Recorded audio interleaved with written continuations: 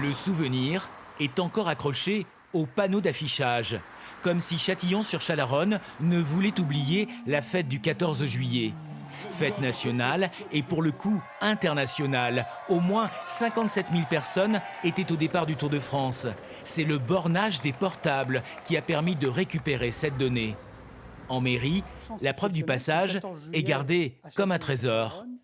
C'est Christian Prudhomme qui m'a remis le maillot jaune signé par le vainqueur du Tour de France. Le maire a aussi reçu ce tableau de l'étape.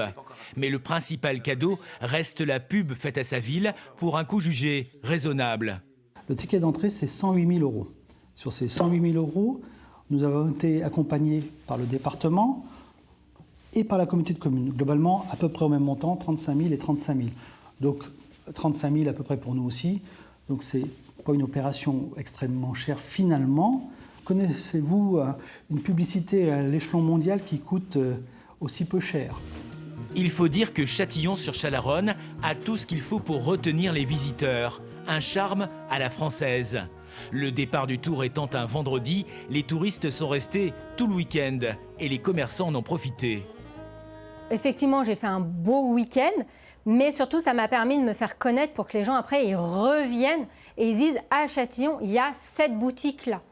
Car outre les étrangers, c'est une clientèle régionale qui semble avoir retrouvé le chemin de la cité. Comme si Châtillon s'était rappelé aux bons souvenirs des Lyonnais, par exemple, grâce au Tour. En revanche, si les coureurs sont passés dans cette rue le jour J, les boutiques n'ont pas crié victoire. Certaines ont carrément fermé, peur d'être noyées par la vague des spectateurs.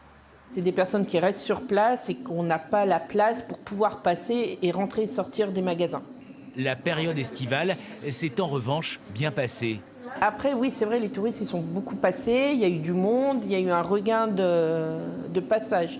3 € de retombées pour 1 € investi, c'est le ratio minimum mis en avant par l'organisation du Tour. On sait déjà qu'à Châtillon et alentour, la fréquentation a augmenté de 21% en août et 14% en septembre, selon l'Office de tourisme.